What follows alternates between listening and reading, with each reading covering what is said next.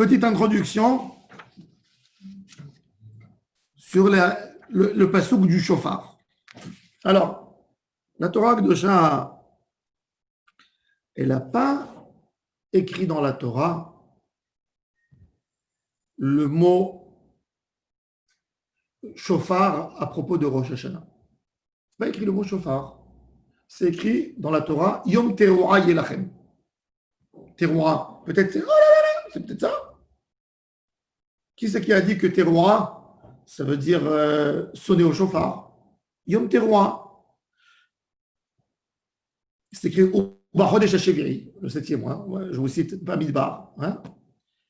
Be'echad lachodesh, Mikra Kodesh Yelachem, Kol Melechet Avoda Lo Ta'asu, vous n'allez pas travailler. Yom Tov, Yom Teruah Yelachem. Un jour de Teruah. Pas écrit comment? Quel type de Teruah? Après, on sait que d'où il est écrit que c'est en shofar. Parce que dans Vayikra, quand on a parlé à propos de Kippour, du digne du jubilé, on a dit que Kippour en sonnait au shofar dans Parashat de Chokotai. Et dans Béhar, pardon. Ubayo ba'avar ta shofar teruah b'chodesh hashiviri be'asor la chodesh b'yom ha'kippurim ta'aviru shofar b'chol artechem. C'est écrit shofar teruah et ensuite après shofar. Donc on a compris de là, la Torah elle a dit, la Torah ça veut dire, elle n'a pas dévoilé dans un endroit, elle a dit teruah, mais dans Kippour elle te dit comment tu fais la teruah avec un shofar. Ok, ça veut dire, on a compris qu'il faut shofar. C'est quoi en hébreu le mot shofar? C'est comme en hébreu moderne, shoferet, un tube. Oui, quelque chose qui est. Shoferet, c'est un tube. Oui, un tube. Tiens, on met le dentifrice dans un tube. Un tube. Pourquoi un tube? Parce que l'animal, elle a une corne. La corne, il y a dans la corne une sorte de comme qu'il y a dans le poulet, le blanc, là, comment ça s'appelle? Cartilage. Cartilage. Il y a un cartilage dans la corne.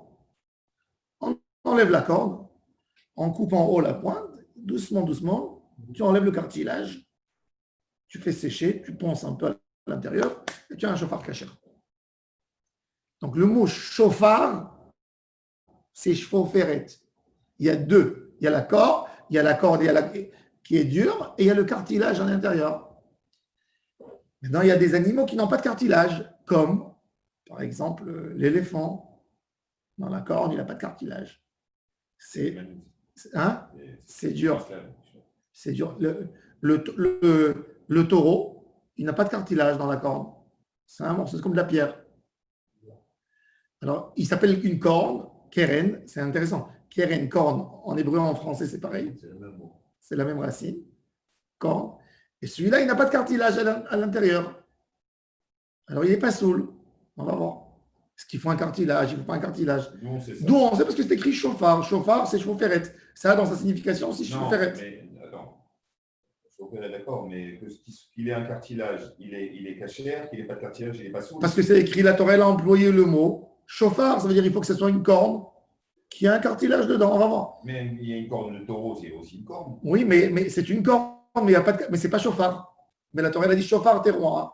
Donc c'est keren teruah, c'est pas shofar teruah. D'où on sait que shofar correspond au cartilage. Hein? D'où on sait que shofar correspond au cartilage. Parce que le mot shofar, c'est shoferet. Shofar, c'est un tube. C'est un tube, donc un tube, il y a quelque chose de vide dedans pour vider. On a travaillé. Non, normalement, naturellement. La corne, un taureau, elle est pleine. Elle est pleine. Ah, c'est pour ça alors. Il n'y a pas de cartilage dedans. Elle est pleine. Non, quoi qu'il en soit, on ne peut pas le faire. Donc on ne peut pas le faire parce que ce n'est pas écrit, ce n'est pas shofar. D'autant plus. Pas techniquement, je veux dire. Techniquement, tu peux le penser. Bien sûr, tu peux percer dedans si tu veux. Ouais, mais c'est pas. Mais c'est un marassé Adam, c'est Merhoussar. Mais quand tu prends la corne en elle-même, tu ne peux pas le faire. D'accord? En réalité, c'est vrai que on peut discuter là-dessus. Mais c'est intéressant. Mais l'idée, c'est qu'on n'a pas envie de rappeler devant Hachem Yitbarach, avec la vache, avec le taureau, on ne veut pas rappeler la faute du veau d'or qui a été fait avec un veau. Et nous, on prend le cartilage. Normalement, c'est quoi? C'est un bélier. Chayot teor, les animaux taor. Le bélier pour rappeler le chauffard de Elosh et l'Avraham Avinu, le bélier qu'Avraham Avinu a trouvé et qu'il a sacrifié à la place de son fils Yitzhak. On va voir, mais ça c'est l'idée. Alors regardez la Mishnah. On va voir le Tanakama et Rabbi Yossé. Qu'est-ce qu'on utilise pour Rosh Hashanah? Kol ha-shofarot kesherim, chutz Michel Para, sauf celui de la vache. Mipene sheu keren. Il ne s'appelle pas chauffard. Il ne s'appelle pas chauffard, c'est une corne. Amar Rabbi Yossé, il s'y oppose à Tanakama. Donc Tanakama, il a dit, tous les chauffarotes des animaux cachers sont cachers. Ben shel aïl, ben shel ya'ilim, une chèvre, tout ça c'est cacher, sauf celui de la vache. D'où on sait que c'est que les espèces cachères. Mina moutar beficha, dans toute la Torah. Ce qui est moutar à manger, moutar à faire. Comme parchemin. Pas le droit de prendre du parchemin, d'une peau d'âne, oui, ou d'un porc, etc. On t'en mange pas. Bon, apparemment, Tout ce la que vache- tu peux manger. La corne de la vache aussi, elle est trop Qui c'est qui t'a dit? naturellement. c'est marqué. Ah oui? C'est pour ça qu'on dit chutz me'apara. On va voir, on va Sinon, voir. c'est même pas un chauffard. Attends. Ah, Nahon. Sinon, c'est un karen, justement. Sinon, on n'a pas besoin de dire. Chutz me'apara. On va voir. Des chauffards. Un cerf, on pourrait prendre un chauffard d'un cerf. Non, on va voir tout de suite. On va voir. Oui, d'un cerf, oui. Non, non. Un cerf, oui. Pourquoi non? Parce qu'il est dur aussi. D'où tu sais? un cerf. Il est vidé à l'intérieur. Non, il est plein, apparemment. Qui c'est qui t'a dit? Je vais prendre ce que je dis. On va voir tout de suite. On va voir, Carnet et M, on va voir. On va voir est-ce qu'une corne qui pousse droit, vous savez, on a ceux qui ont les cornes droit, vous savez, avec des traits comme ça dessus, qui montrent, c'est cachère. C'est Réhem, c'est le Réhem. Avec ces conditions, apparemment, exclut l'utilisation pour la mitzvah On va voir. des cornes du réel. Oui, pourquoi? Parce que Tosfot, on va voir, on va arriver, étape par étape. On va voir. Rabbi Yossé, il dit non. Ve'alokola shofarot nikreu keren, toutes les shofarot, on voit qu'ils s'appellent aussi cornes. Pourquoi? Parce que c'est écrit à propos du jubilé, le shofar du jubilé, Bimshor, Bekeren, Hayovel, Bimshor, Bekeren, Hayovel, et Bimshor, Bekeren, Hayovel.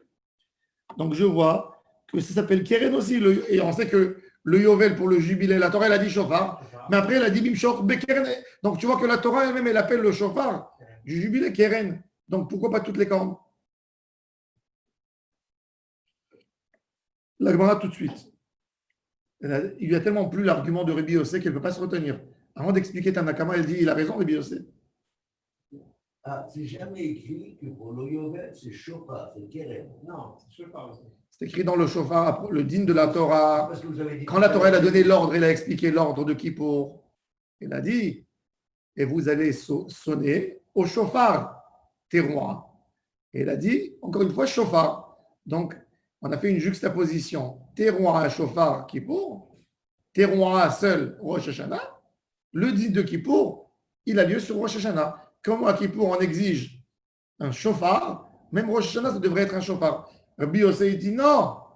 Il dit, il y a un autre texte qui parle à propos de Kippour, que la Torah elle nous a déjà expliqué qu'il faut un shofar. Et la Torah, qu'est-ce qu'elle a dit?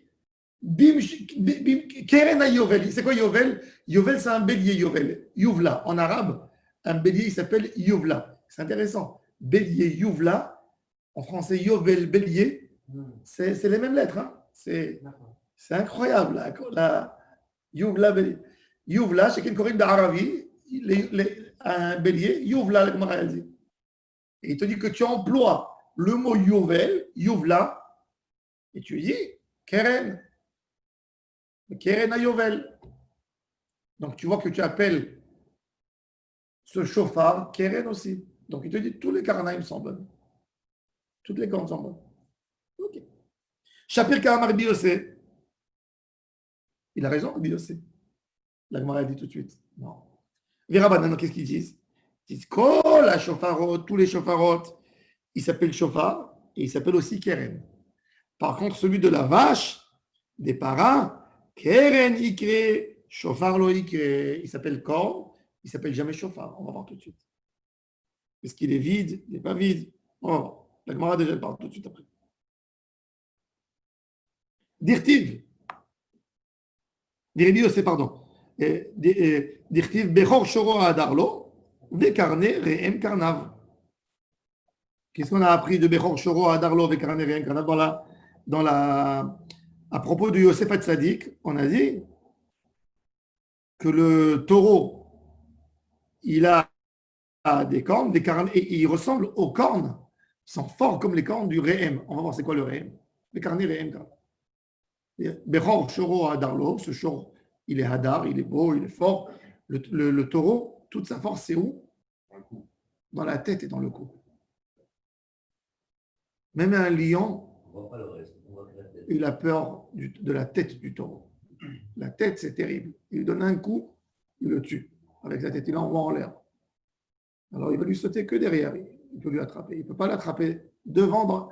Alors, il te dit, Yosef Hatzadik, il a une force. Et ses cornes, ce n'est pas des petites cornes de taureau. Il a des cornes comme ce Re'em qui a des longues cornes. Ils peuvent monter en Afrique, ils ont ça. Ils utilisent ces cornes pour sonner. Ça peut arriver jusqu'à 1 mètre. On va voir tout de suite. Grave, j'ai une petite question. Pourquoi le taureau il n'est pas propice pour les cornes? Qu'est-ce qu'on fait avec la vache rousse? On va voir. La La vache rousse, elle vient faire capara sur le Chet HaEgel. Mais maintenant, mais Rosh Hashanah, tu ne veux pas rappeler. C'est le Hegel qui a fait la Mais on ne veut pas rappeler devant Hachem Yitbarach, au moment du din. Au moment du din, on dit En catégor ne sasanégor. C'est-à-dire, il y a l'accusateur et il y a le procureur. Il y a l'accusateur. On ne veut pas que le procureur devienne accusateur. Il rappelle avec son truc là, Avérodam. On veut oublier, on ne veut pas parler de ça. Bon. Alors il dit, regardez. Alors il dit, Rabbi aussi à Marlecha, il te dit non, des paranami, écrit chauffard, même la corne de la vache, elle s'appelle chauffard. Où tu as trouvé qu'elle s'appelle chauffard dans toute la Bible? Si, j'ai trouvé. Qu'est-ce qu'il dit? Dans Tehillim, David Amelech, il dit, je vais parler à Kadosh Baruch Hu, faire des prières, et ma prière sera agréable devant Dieu. Vatitav l'Adonai, Mishor par Makrin Mafris. Makrin, déjà, c'est une contradiction un peu à Rabbi Yosef, mais bon, lui, il va jouer sur le mot shor par. Il dit, c'est quoi? Il dit, ma prière est devant Dieu mieux qu'un shor et mieux qu'un par. Alors déjà, on a besoin de savoir qu'est-ce qui s'appelle. Quelle est la différence en hébreu entre shor et par? Par, c'est le mâle de la para, de la vache. Tu dis para féminin, par masculin. Mais tu dis aussi shor. Tu dis pas shora. Intéressant. Tu dis shor. Tu dis egel, egla. Shor uniquement sur le masculin et par, para. Par, para. Le shor, c'est quoi? Le shor, c'est une étape entre le egel et la para, le par. Shor, il est petit encore par rapport au par, et le par, il est grand. Alors, il dit Rabbi Yosef, si tu dis que ta prière, elle est bien comme shor, alors c'est pas par. Et si tu me dis par, que la tfila, elle est meilleure encore qu'un gros taureau que tu amènes, j'ai pas besoin de dire shor. Si le par, il est plus cher qu'un shor. Par, c'est un bœuf. En français, tu dis un taureau et un bœuf. Le taureau, il est castré ou le bœuf, il est castré? Le taureau, il est castré. Comme le mouton. Il est castré. Mais en hébreu, non, il n'y a pas ça. On n'a pas le droit de castrer des animaux. Pourquoi il le castre? Pour qu'ils grossissent, qu'ils soient forts, qu'il n'a pas la tête dans rien du tout, il mange parce qu'il est déprimé. Comme il n'a pas de femme, il mange et il se met. C'est comme ça. C'est ce qui s'appelle non. En hébreu, non. Donc il te dit im shor lama par im par lama shor. Alors il fait un jeu de mots, Rabbi Yosef, shor par shofar. C'est un peu tiré, mais alors il te dit vetitav lachem ishor im shor lama par im par lama shor et lama ishor par. Meshupar, meilleur encore. C'est-à-dire, on parle ici d'une étape de pourquoi on a fait shorpar pour te dire la notion de Meshupar, améliorer. Le shor, il est petit, et le par, il est grand. C'est-à-dire, même quelque chose qui a été élevé, travaillé, il a poussé, chez Akadosh Baruch Hu, une fila, c'est mieux encore. Alors, il te dit, et même le shofar d'ailleurs, le Rambam, il prend cette signification du shofar. Il dit le shofar, ça veut dire chaperu ma'asechem, améliorer vos actions. Les ishtaper, tu dis en hébreu quand tu veux dire, même en araméen, quand tu veux dire le top du top, tu dis choufra. Choufra, c'est le choufra des choufra. C'est le top du top. Quand tu dis, oui. Shapira, shapir, ça vient du mot bien. C'est la racine shefer. Oui. L'embellir aussi, comme l'histoire de Yosef avec la part. Je me rappelle, une fois le Rav Yosef m'a raconté que Shimon Peres commençait à faire teshuva. Shimon Peres commençait à faire teshuva. Sa femme, elle avait influencé sa femme et elle a fait teshuva dans sa vie. Elle a cachérisé toute sa vaisselle, etc. Elle a influencé beaucoup son mari à faire Shabbat. Il allait étudier en cachette chez Rav Yosef. Et quand les médias ils ont découvert ça, ils lui ont fait choua, comment on dit, et il a arrêté. Il commence à devenir religieux, le gaucho, le chef de la gauche. Et il était bien introduit déjà, mais comme il était politicien dans la Neshama, il voulait rester au pouvoir. Il avait peur qu'il a quitté. Et quand il était là, il écrivait même des Ridouché Torah. Et Rav Yosef lui a dit, on va finir, il étudiait avec lui la Gemara, et il faisait des remarques, et Rav Yosef lui écrivait, il lui améliorait le langage, etc. Il a dit, ton livre, il va s'appeler Imre Shefer. Des paroles agréables. Mais c'est quoi Shefer? C'est racheter votre Shimon Peres. Et bon, comme ça, Rav Yosef m'a raconté. Il a dit, regarde, celui-là, avec la politique, il a perdu son rôle là-bas. דאמר רב מתנמי שופר שהוא גדל כפר. Oula Amar. Bon, tout ça, c'est des jeux de mots. Maintenant, on veut savoir Béhémet. Normalement, on a compris. Dans la Mishnah, qu'est-ce qu'on a compris dans la Mishnah? Que la Gemara connaissait bien. Il y a un cartilage, il y a un beau cartilage dans le bélier, dans le bouc, dans le cerf. Dans le bouc, il y a un bélier. Il y a un cartilage. Mais dans la vache, il n'y a pas de cartilage. Comme ça, on a compris dans la Mishnah. Et c'est pour ça qu'on nous a dit, sauf la vache, que ça ne s'appelle pas tout simplement, ça s'appelle une corne, parce qu'il n'y a pas un vrai cartilage important là-dedans. Techniquement, on peut vérifier. Oui, attends, justement. Quand il y a que la corne, elle est bien plus élevée, elle est bien plus épaisse. Regarde le chauffard, l'épaisseur du cartilage, regardez. Tout ça, tout ce qu'il y a à l'intérieur, c'est un cartilage. C'est beaucoup, c'est énorme. Dans la vache, c'est moins. Même la vache, la corne, elle est beaucoup plus petite. Oui. Mais ça dépend de quelle vache. Si on parle d'un buffle ou d'un bœuf ou d'un... Dans tous les cas, le cartilage, il est... Et c'est pour ça qu'on voit beaucoup, quand vous allez dans les montagnes, vous pouvez trouver beaucoup de fois des cornes par terre. Parce qu'ils donnent un coup, ils se cassent quand ils se battent entre les béliers, etc. Bah, ils cassent leur corne, elle tombe. Elle tombe. Tu n'as jamais vu une corne de vache ou de bœuf par terre? Elle tient beaucoup plus parce qu'il y a moins de cartilage à l'intérieur. Donc elle attrape beaucoup plus fort. Donc ça s'appelle plus corne que... Mais la Gemara nous dévoile encore un secret. Ce que je vous ai dit. Regardez.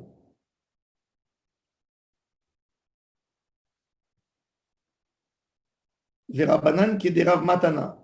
Des Amar, Rav Matana, Maïchor par Shougadol qui est par moi. Ça, c'est l'explication. Oula. Donc, il te dit la tefila, elle est grande comme un short qui est que par. Même un short en beau qui a été bien élevé. Même ça, la tefila, elle est mieux que lui. Parce que toujours, quand tu veux manger une viande tendre, par exemple, tu vas aller acheter un animal. Je te dis, tu sais, il a 1 an, mais il est déjà gros comme un taureau, comme un. Le short, il a 1 an et demi, mais il est déjà grand comme un parc qui a déjà 2 ans, 3 ans. Je préfère, pourquoi? Parce que la viande, elle est plus tendre. Le parc, il est gros, mais il est vieux aussi. La viande, elle est plus dure. Plus l'animal, il est vieux, la viande, elle est plus dure, il y a plus de muscles. C'est plus dur, c'est moins bon pour manger. On te dit, Chachamim, ils te disent, short par oui, mais même short qui est grand comme par, ça veut dire par rapport au volume, il est grand, mais par rapport à la chair, il est meilleur encore. Tu dis, Michor, Chouga, la fille, elle est meilleure. Donc, ils ont repoussé les paroles de Rabbi aussi. Et ils ont dit, on a besoin d'écrire short et on a besoin d'écrire par. Lui, il a dit short par pour nous apprendre shofar. Mieux que le shofar de Rosh Hashanah, une tfila. Pour Rabbi Yossi, une tfila, elle est meilleure même que être Ratson du shofar. Tu dis, on ne croit pas que tu as besoin d'attendre Rosh Hashanah pour qu'Akadosh Baruch Hu, il exauce ta prière. Toute l'année, parle avec Akadosh Baruch Hu. David Amelech, il a dit, Vatitav Lachem, ma parole, elle était meilleure qu'un shofar. Alors vas-y toi aussi, mets-toi dans la tefila. Oula, Amar, non. Haïnu Ta'ama de Rabbanan, Kid Rav Hasda. Excuse-moi, tu parles de tes filles-là. Là. Ouais. David Aménel, il a dit je parle ma parole. Ma parole, elle est bien devant Hachem, plus qu'un shofar. Pas forcément une tefila. À l'époque, c'était des corbanotes. Non, Vatitav Lachem, il parle de sa parole dans ce chapitre, dans ce chapitre de Tehilim. Mais il n'y avait pas de filote comme on fait aujourd'hui. Alors le Rambam, il écrit, regarde Rambam au début de Ilchot Tefila, tu as raison. Il n'y avait pas la formule Ezra, mais il dit tout homme depuis Abraham Avinu, nous sommes ordonnés de faire chacun cette fila à Kadosh Baruch Hu. Oui. Et ils n'avaient pas une formule. D'essayer de parler avec. Chacun il parlait avec Kadosh Baruch Hu. Oui. Peu, beaucoup. Mais c'est ça qui définit la fila. Oui, la parole. Quand Ezra il a vu que les gens arrêtaient de prier parce que leur langage n'était pas riche et ils ne savaient plus bien l'hébreu, parce qu'il y avait une préférence de parler à Kadosh Baruch Hu dans la langue, qu'Akadosh Baruch Hu a parlé avec Abraham, avec Moshe. Alors il a instauré le livre de Tfila. Même qu'à la base, la meilleure chose, l'idéal, c'est que tous les jours, nous, on soit des poètes et on parle avec Hachem. Mais comme on n'a pas cette force, on n'a pas cette capacité, Ezra Sofer a dit, je préfère faire un rituel même, que des fois il peut y avoir moins de kavana quand tu le répètes, plutôt que l'homme ne trouve pas de mots. C'est une vraie question, ça. Et Ezra a tranché. Tu vois que Ezra a tranché. Il y a beaucoup de logique, parce que... C'est pour ça que Rabbi Nachman de Breslev, il a dit qu'il faut faire hydro des doutes pour pouvoir parler à Hachem et de créer de ta bouche un langage qui n'est pas rituel. Tu peux toujours plus trouver de kavana dans l'exceptionnel que dans le quotidien. Mais aussi, tu as besoin du quotidien pour ne pas te perdre avec l'exceptionnel, parce que tu ne peux pas être exceptionnel tous les jours. Si tu n'es pas bien introduit dans la Torah, il faut les deux. Dans le rituel, il y a un céder. J'ai vu le beau-père du Rav Kook.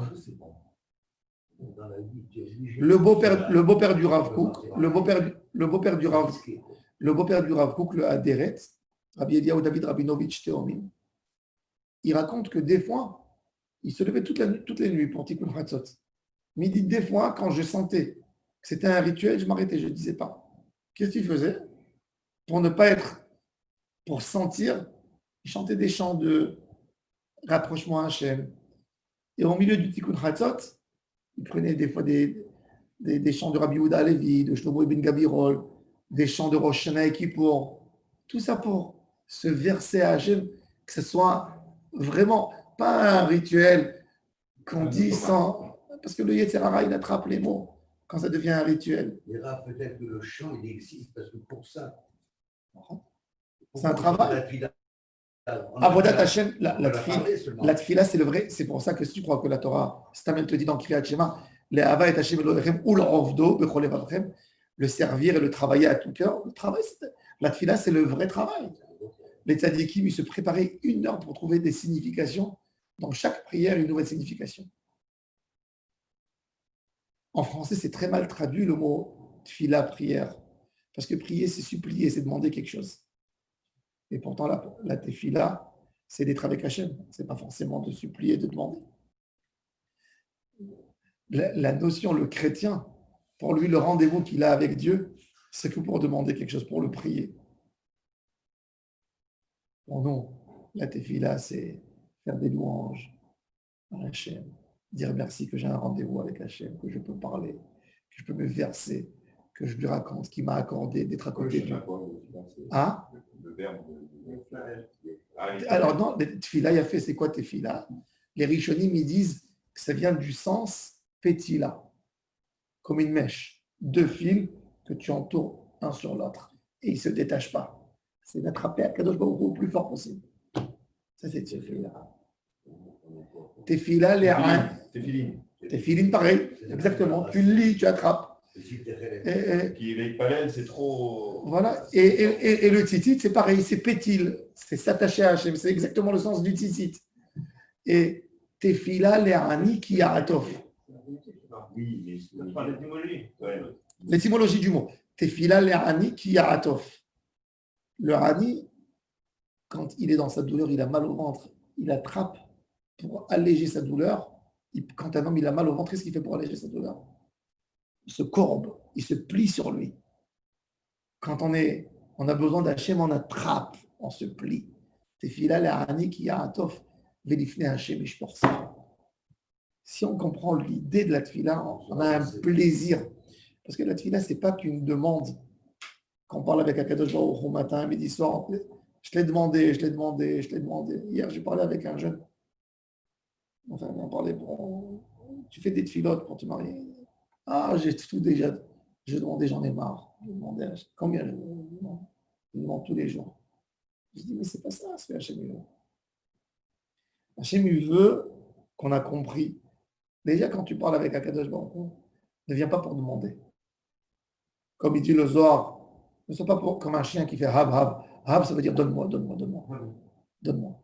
Il dit, les chiens, ils aboient hab, hab. Le maître, il comprend que le chien, il rôde autour de lui pour recevoir. Mais dans la tefila, tu demandes. Tu demandes, parce que Hachem, il veut que tu demandes. Si Hachem n'aurait pas demandé, ça aurait été honteux de demander.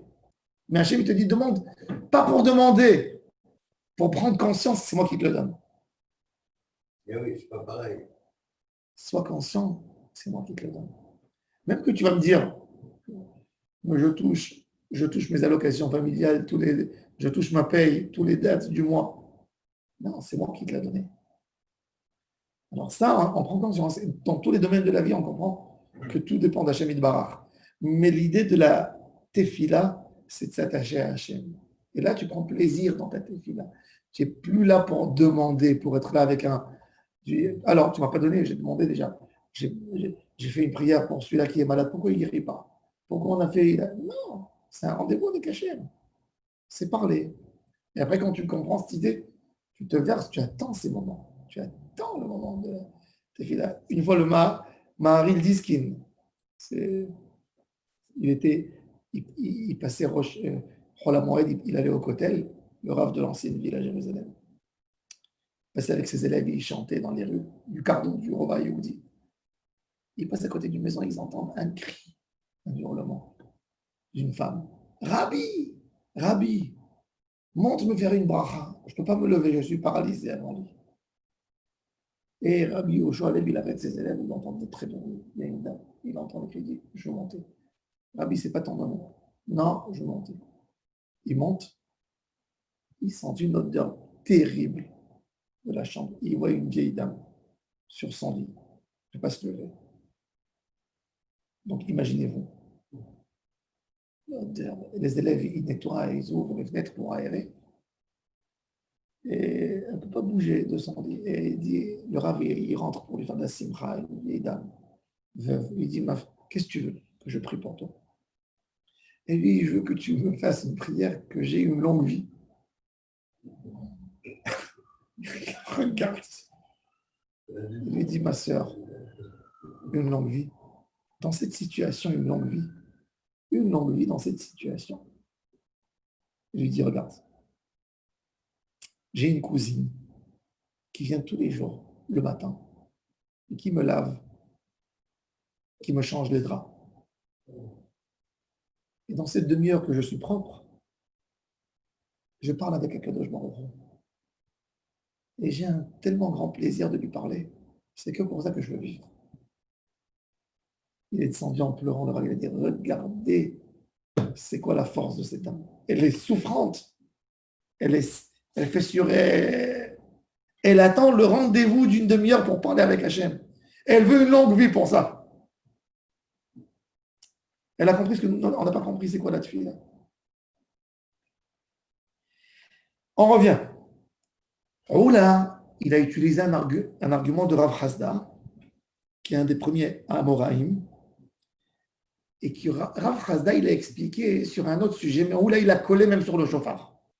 Rav Hasda, il n'a pas parlé sur le chauffard, mais il a expliqué pourquoi le jour de Kippour, c'est le seul jour de l'année où le Kohen Gadol, on lui fait des habits blancs quand il travaille. Tout le travail de Kippour du Kohen Gadol, qui était d'égorger les béliers, le taureau, envoyer le bouc émissaire, etc., c'était avec des habits blancs. Et le soir, fin de Kippour, après la Me'ila, quand le fil il changeait sa couleur et du côté de la couleur rouge, il devenait blanc, ben le Kohen Gadol, il rentrait, il mettait ses habits et il sortait chez lui. Donc il a dit, dis-moi, le Kohen Gadol, on sait que quoi? Quelle est la différence du Kohen Idiot au Kohen Gadol? C'est que le Kohen Idiot, il portait des habits souvent blancs. Le Kohen Gadol, normalement, il a baissé de son niveau quand il porte des habits. Il ne porte pas le pectoral il rentre au Kodesh HaKodashim sans pectoral, avec les beaux habits, les chavod ou les tiferet. On a envie de lui donner ça en kavod. C'est le représentant de Ham Israël devant Dieu. Non, qu'avec des habits simples, blancs, en lin. Pourquoi il prend du blanc? Alors il a expliqué Rav Hasda. Il a dit, toute l'année, le Kohen Gadol, c'est les chavod ou les tiferet. Mais Kippour, c'est quoi le jour de Kippour? Kippour, c'était pour pardonner la faute du Vaudor. On sait que Moshe, il a cassé l'étape de la loi quand? Le 17 Tammuz. Le 17 Tammuz, il a supplié Dieu 40 jours, jour et nuit, de ne pas effacer Am Israël. Donc le 17, alors on a du 17 Tammuz au 17 Av, c'est 30 jours. Après, on a encore 10 jours, 40 jours, ça fait le 27 Av. Ensuite, le 27 Av, Moshe Rabbeinu, il remonte au ciel. Non, pardon, excusez-moi. C'est le 30 Av. Non. Moshe Rabbeinu, il est monté prier chez Akadosh Baruch Hu pour le supplier de pardonner à Israël. Rosh Chodesh Elul. Excusez-moi. Rosh Chodesh Elul. Ah. Il a prié. Oui, Rosh Chodesh Elul. Il a fait deux fois. Avec 3 jours de différence. Et la première fois, c'est 17 Tammuz, non? Il a fait du 17 Tammuz, il a demandé à Kadosh Baruch Hu de ne pas exterminer Am Israël jusqu'au 27 Av. Après, il est resté, il y a 3 jours d'intervalle parce qu'il y a Malé et Chasser. Rosh Chodesh Elul, il est remonté à Kadosh Baruch Hu pour le supplier qu'il ne casse pas sa liaison avec Am Israël. Jusqu'au jour de Kippour, quand Kadosh Baruch Hu lui a dit 40 jours après. 40 jours, j'ai pardonné avec tes conditions. Il a fait 2 fois. 1 pour qu'il ne massacre pas Am Israël. 2 pour ramener l'amitié et l'amour de Kadosh Baruch Hu, pour le réconcilier vraiment avec Am Israël. Le jour de Kippour, il a été annoncé qu'Akadosh Baruch Hu a pardonné complètement. Il a effacé, il s'est remis. Akadosh Baruch Hu a dit à Moshe, plus que ce jour, c'est un jour de bonne volonté de ma part et de la part de Am Israël de se recoller à moi. Depuis ce jour, vous allez célébrer toutes les générations ce jour comme un jour de grand pardon. Le jour du grand pardon. Et là, c'est devenu le jour de Kippour. C'est-à-dire Kippour, il n'a pas été la première année. C'est-à-dire qu'il a été qu'après la faute du Vaudor. Et ce jour-là, et Moshe dit à Akadosh Baruch Hu, donne-leur une preuve à Am Israël que tu les as pardonnés. Le lendemain de Kippour, Akadosh Baruch Hu donne l'ordre de faire le Mishkan pour revenir. pour être présent avec eux. Il dit, Moshe, parce que Moshe, il dit à Kadosh Baruch Hu, tu t'es éloigné. Tu t'es éloigné de nous. Après les 10 commandements, ça y est, tu m'as dit rien que monte-toi. Je veux que tu descendes toi aussi. Que tu montres une présence divine. Il y avait le Mishkan, le Hanan, tout le temps avec eux, l'arche. Tu C'est imagines? pour ça qu'il y a eu le Mishkan. En fait. Oui, le Mishkan, c'est une preuve. Voilà, je reviens. Quelque part. Moshe, il a dit à Kadosh Baruch Hu, toi aussi, t'es fautif dans cette histoire, c'est pas que nous. C'était trop bon. Et bon, et il a réconcilié. Donc, Kippour, c'est une réconciliation de quoi? Du veau d'or.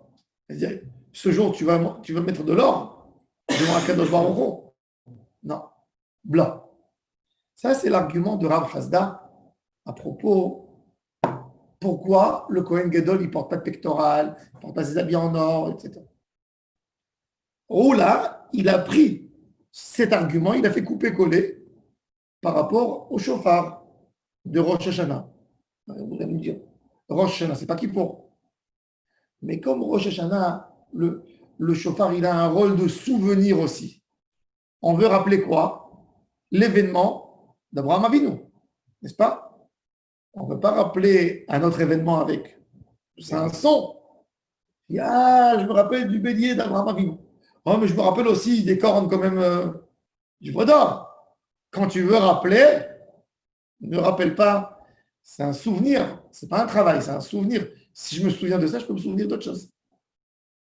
Alors, on ne veut pas rappeler devant. C'est pas qu'un cas de où il oublie Haz Shalom. On ne veut pas donner la bouche aux mauvais, aux accusateurs en haut qui nous rappellent les avonotes dans les mots.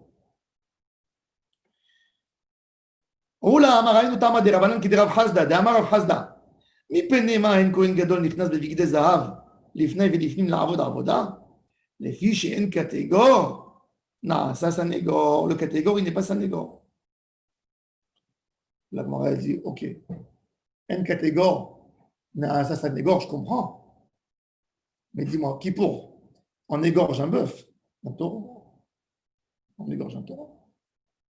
Si on égorge un taureau, il y a du sang du taureau. On le verse devant le misbéach. Il va rappeler à Kadosh Baruch Hu, qui pour Balo etzel par, ועמד עליו והתוודה וכך היה אומר, ענה בשם כפר נא לחטאים נא. C'est un taureau. Ça rappelle le veau d'or. Il prend le sang, il asperge sur le misbéach une fois dans l'année. On prend le sang du corban et on l'asperge même sur l'autel des encens. Misbéach Hazav. Misbéach Hazav, il n'y a rien. Une fois dans l'année, c'est pour ça qu'il s'appelle misbéach. Même qu'il n'y a rien que tu sacrifies sur lui. Ça s'appelle, dans la Torah, il s'appelle miktar ketoretz. Comme un encensoir. Miktar. Misbéach, il dit le Radak, il s'appelle misbéach parce qu'une fois dans l'année, on asperge le sang du par j'ai dit moi qui pourrit. C'est tout. Il s'appelle misbéach pour ça toute l'année. Misbéach, misbéach Hazav. Regardez le Inyan. Il y a même, pourquoi il s'appelle misbéach? Puisqu'en hébreu, il n'y a pas un zevach dessus. Pas un debach. Il n'y a rien. Parce que le korban qui est sacrifié à l'extérieur, s'il n'a pas eu le sang qui a été aspergé à l'intérieur, dans le Echal, il n'est pas valable. Donc le korban, à l'extérieur, il pourra être valable que quand il y a eu le sang qui a été aspergé à l'intérieur. Alors la Gemara pose la question, il dit, ce zévar, il ne rappelle pas la faute du veau d'or? Alors écoutez ce que la réponse, c'est intéressant. Ve'aïkadam parle, Ho'il ve'ishtene, ishtene. Qu'est-ce qu'on fait rentrer à l'intérieur? On reste du sang. Le sang, il a changé, c'est plus une forme de taureau. Mais la corne, oui, c'est un morceau de taureau qui existe. Ok. C'est pour ça qu'on égorge à l'extérieur et on n'a même que le sang à l'intérieur. Hein? C'est ça? Pardon? Qu'on égorge à l'extérieur et on n'a même que le sang à l'intérieur. Oui. Asperger. La Gemara pose la question. Et regarde, tous les ustensiles du Beth Amikdash, les chérubins, l'arche, c'est en or. Le Kohen, il rentrait, il mettait les encens. Il y a le misbéach. Alors, Choté Bali Akriv. Moi, je me parle. Alors, il dit que tout ça, le Kohen, il ne rapproche pas un objet de Ravera. Mais le Aaron, il est là. Quand le Kohen, il rentre avec des habits en or, il amène l'or dans le travail. C'est un objet de travail que tu fais rentrer. C'est une avoda du Kohen. Les habits du Kohen, c'est un travail. C'est pour ça que le Kohen, chaque fois, avant qu'il enlève ses habits et qu'il change les habits, qu'est-ce qu'il fait? Mikvé. Avant de mettre les habits. Il change d'habit avant de mettre les habits du Kohen. Regardez la Kedusha. Avant de mettre les habits de Avodat Hashem, les Kohanim, ils étaient obligés de tremper au mikvé. C'est-à-dire ça, c'est la préparation, déjà, elle fait partie du korban. Même les habits, c'est une avoda, c'est un travail. C'est pour ça que chez les Hasidim, le matin, avant de faire Shachrit, ils disent on met le talit et les tfilin, c'est une sorte d'habit de Shirina, d'Avodat Hashem. Ils vont au mikvé. C'est pour ça. Ressemblez. Nous, on fait une chose, on essaye de faire les Hasidim. Hashem Tov, il a dit, toujours avant chaque tfila, c'est où il y a des Rem Kodesh ou Baruch Hu Hashem, il faut faire des tfilat tenaim, sans bracha, avant la tfila. Les Kohanim au Bet HaMikdash, il faisait une bracha. Quand il avait les mains et les pieds dans le kior, toujours, un Kohen, il n'a pas le droit, Kohen qui est rentré, servir à Kadosh Baruch Hu, au Bet HaMikdash, il ne s'est pas lavé dans le kior, il est Hayav Mita. Il faisait Baruch Ata Hashem Elohim Melech Haolam Asher Kiddeshanu b'mitzvotav v'tzivanu al netzilat yadayim v'raglayim. Ah oui. Ah, Raglaïm aussi. Bien sûr. Une question, on arrive au côté. Non. Voilà, bon. On n'est pas des Kohanim. Alors il dit, ok, Choté Bali Akriv, Kamrinan. La Gemara a dit, ok, mais le Kohen Gadol, il portait aussi des poils, une poêle en or, qui faisait rentrer. Et ça, c'est de l'or, et il travaille avec. Ve'aïka ou Martha, Choté Balit Nae Kamrinan. Il n'a pas de quoi se montrer beau, mais ça, c'est pas pour lui, c'est pour Bet HaMikdash. Quand le Kohen Gadol, il porte des habits en or, c'est aussi sa beauté à lui. C'est écrit dans la Torah, les habits. Les kavod ou tifaret. Ah, tu te montres beau avec de l'or. Alors, si tu es beau avec de l'or, moi je te montre, des fois il y a de l'or qui t'a rendu pas beau. Ok.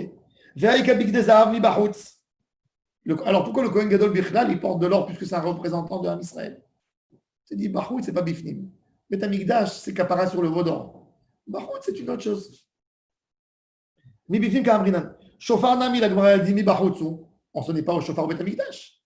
Kevan de Zikaron, c'est pour souvenir, pour approcher le cœur d'Avraham Avinu. Kebifnim, c'est-à-dire que le moment du Shofar, c'est comme le moment que le Kohen Gadol il rentre servir Hashem au Kodesh HaKodashim. Ve'atanami Pneshu Keren, Ka'amar. Il dit non, c'est Keren. C'est aussi, il n'a pas de cartilage comme les autres. Il dit Hada, Ve'od Ka'amar. Hada Aden, Kategor Ne'esa Sanegor. Ve'od, Mipneshu Keren. Il n'a pas le même, il n'a pas beaucoup de cartilage. Rabbi Yossi Amar, l'Echad et Ka'amar en Kategor Ne'esa Sanegor. Hanemide Bibifnim. Va Shofar Mibachutz. Et Rabbi Yossi, qu'est-ce qu'il va dire sur tout ça? Alors lui, il veut autoriser la vache. Il te dit c'est dehors, il n'y a pas de problème. Lui, il ne dit pas le chauffard, c'est comme Bet HaMikdash. La halakha n'est pas comme Rabbi Yossi. Ou des Ka'amar Mipnei Shehu Keren, Kola Shofarot Nami Ikru Keren. Tout est Keren. Donc, on va voir demain. Qu'est-ce que Chachamim ils vont lui répondre?